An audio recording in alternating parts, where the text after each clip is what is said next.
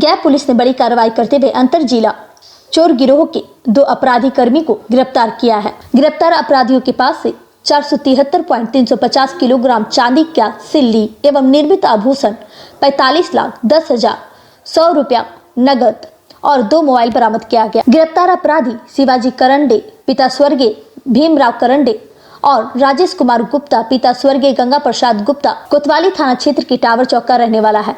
इसकी खुलासा गया कि सिटी एसपी रामानंद कुमार कौशल ने प्रेस वार्ता कर दिया। सिटी एसपी रामानंद कुमार कौशल ने बताया कि इमामगंज थाना क्षेत्र में अंतर जिला चोर गिरोह के 2 सदस्यों को चोरी में उपयोग की गई एक मोटरसाइकिल, एक मोबाइल, कटर मशीन, पेचकस, लोहे का एंगल के साथ गिरफ्तार किया गया है, जिस मामले को काफी गंभीरता से लिया गया और गया जिले में घटित ज्वेलरी शॉप में चोरी एवं गृह भेदन की घटना को उद्भेदन व बरामदगी के लिए सिटी एसपी के नेतृत्व में एक टीम गठन किया गया। सूचना के आधार पर विष्णुपद थाना की पुलिस ने कोतवाली थाना के सहयोग से 2 अपराधी को गिरफ्तार किया।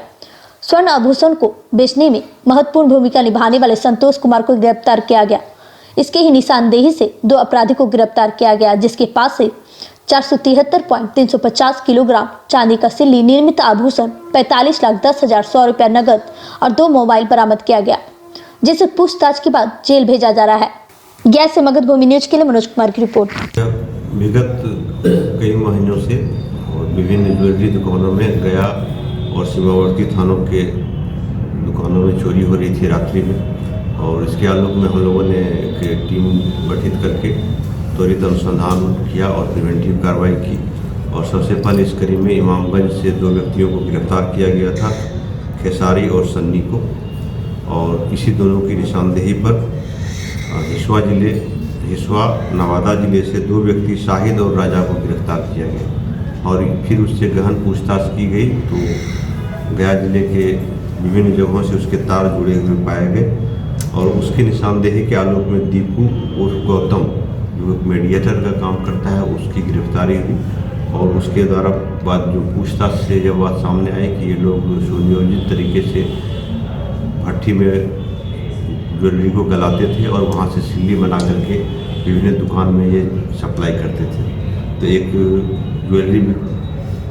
ज्वेलरी ऑनर है राजेश कुमार, वो ज्वेलरी दुकानदार है, आभूषण विक्रेता है, उनकी भी गिरफ्तारी हुई है और उनके पास से लगभग 486 केजी चांदी, सिल्ली और आभूषण के रूप में और 45,10,000 रुपये नगद प्राप्त हुए हैं।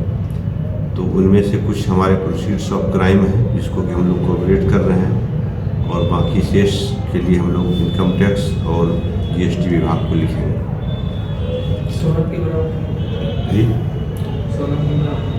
सोना की बरामदगी अभी तक नहीं हो पाई है, तो हम लोग और भी लिंक्स खोज रहे हैं कि अगर कोई इस तरह के कोई रिसीवर हमारे सामने आते हैं तो उस पर भी हम लोग कार्रवाई करेंगे। तो गया में एक ही गिरफ्तारी हुई, 2 गिरफ्तारी हुई? गया में अभी 2 गिरफ्तारी हुए हैं, एक गलाने वाले और एक जो है क्रेता। बाकी 3-4 व्यक्तियों की गिरफ्तारी हुई है जो कि गया के विभिन्न थाना क्षेत्र के हैं और उनको हिस्वा नवादा जिला पुलिस ले गई है। तो वो इसी उसका उनकी मामला यहाँ दर्ज? वे सभी अभी तक सो प्राप्त जानकारी के अनुसार लगभग 15-16 कांडों में इन लोगों की संलिप्तता सामने आ चुकी है और ये सभी गिरोह बना करके विभिन्न ज्वेलरी दुकानों को लूटते थे और बाद में उस ज्वेलरी का स्वरूप परिवर्तन करके वो लोग बेच देते थे। जहाँ से ये चांदी और पैसा बरामद थे, क्या उस दुकान को भी सील किया गया? फिलहाल उस दुकान में जितने भी आभूषण हम लोगों को मिले, चाहे रॉ मटेरियल हो चाहे ट्रांसफॉर्म करके, सबको हमने सीज किया है और उसका क्या ओरिजिन है और कितना उसमें उस प्रोसीड्स ऑफ क्राइम है, कितना अपराध जनित है और कितना उनका अपना निजी है, इसके विषय में हम लोग अनुसंधान कर रहे हैं। इनकम टैक्स के अलावा और विभाग से सहयोग लिया जा रहा है इसमें? इस संबंध में इनकम टैक्स और जीएसटी और सेल टैक्स जो भी संबंधित विभाग हैं सबको हम लोग विधिवत सूचना दे रहे हैं और उन लोग की अपनी कार्रवाई होगी। जो लाइसेंसी होल्डर हैं कि नहीं इसमें पता कैसे? इस विषय में एक डिटेल हम लोग इन्वेस्टिगेट कर रहे हैं और इसके संबंध में अलग विभाग है, तो विभाग अपना छानबीन करेगी कि क्या सही है क्या नहीं। इस गिरोह में और भी कोई शामिल है क्या? गिरोह में और भी कई लोग हैं जो कि बचे हुए हैं, जो कि अपराध कारित करते हैं और रिसीवर हैं, तो दोनों पर हम लोग फिलहाल कार्य कर रहे हैं और शीघ्र ही और लोगों के नाम सामने आपकी कार्रवाई के खिलाफ मंडी पूरा बंद कर दिया था लोगों ने, क्या उसकी बातचीत हुई? उन लोगों की अपनी डिमांड है और हम लोगों ने आश्वस्त किया है कि पुलिस की कार्रवाई पूरी तरह से पारदर्शी होगी और किसी भी स्थिति में हम लोग निर्दोष व्यक्ति को या बियॉन्ड लॉ जा करके किसी को कोई प्रोसेस में हम लोग नहीं उलझाएंगे। जो भी होगा विधिपूर्वक और पारदर्शी तरीके से होगा। और इसी बात पर सबने सहमति भी व्यक्त की है और सभी एसोसिएशन के लोगों ने भी पूरी सहयोग करने का आश्वासन दिया है।